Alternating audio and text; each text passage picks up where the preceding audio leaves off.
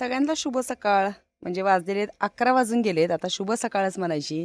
आणि आज आम्ही एवढ्या लवकर जेवण करायला लागलोय कारण जायचं आहे रानात. मग जेवायला डायरेक्ट 4च वाजतात. कालची एकादशी असल्यामुळे आज आम्ही लवकर जेवण करायला लागलोय कारण मला जायचं आहे ह्याच्यामध्ये रानामध्ये मका पाडायला जायचं आहे, मकवान काढायचं आहे. कारण मुरघास बनवायचा आहे. मग थोडंसं त्या दिवशी राहिले, आत्या मुळं आणायला गेल्या, धुवून आणायला लागल्यात. रात्रीच ह्या बॅगा भरून ठेवल्यात आम्ही. 3 आणि 1 अर्धी झाली आहे, तिच्यात पण भरायचं आणि अजून एक बॅग आणून भरायची आहे.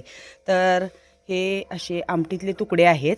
तर आता तुम्ही म्हणसाल एकादशी सोडायला लागल्यात आणि शिळं, पण आता काय करायचं, थोडीशी बटाट्याची भाजी, थोडी रात्रीची भाकरी, असे तुकडे हे केलेत. मस्तपैकी इकडं पिठलं आहे. रात्री जेवणाला उशीर झाल्यामुळे जास्त कोणी जेवलेलं नाही आहे. आणि ही बनवलेली आहे मी सकाळी अशी शेंग्याची आमटी, केसराची, शेंगदाण्याचं कूट, लसूण, टॅमॅटोची फोडणी असं घालून बनवलेली गावरान शेवग्याची शेंग. तर तुम्ही कशी बनवता तेही मला कमेंट्समध्ये सांगा. आता मुळा संपत आलाय, मुळा लावायचा आहे. आणि इकडे आपला छान असा सुका दोडका बनवलेला आहे.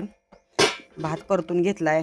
गणेश पण आता येईल, पण त्याची वाट बघत बसलं तर उशीर होईल. चपाती भाकरी असं सगळं झाकून ठेवले आणि हे सगळे भाकरीचे तुकडे इकडे शिळे ठेवलेत.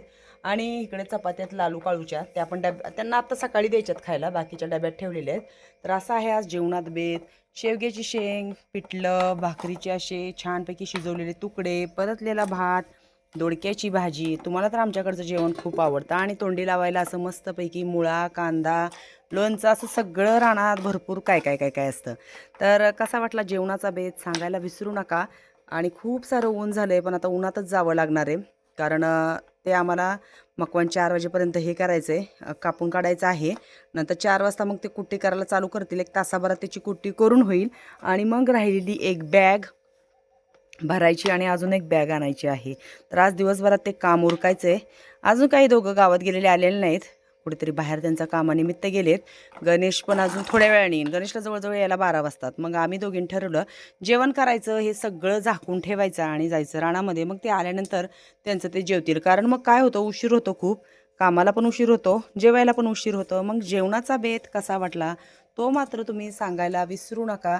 कारण तुम्हाला आमच्याकडचं रानातलं जेवण खूप असं आवडतं. थोडेसे आत्याकडून आमच्या सकाळी आज शेंगदाणे करपलेले होते तव्यात टाकलेले. तर मग चला भेटूया पुढच्या एका छान गावाकडच्या अशा नवीन व्हिडिओमध्ये.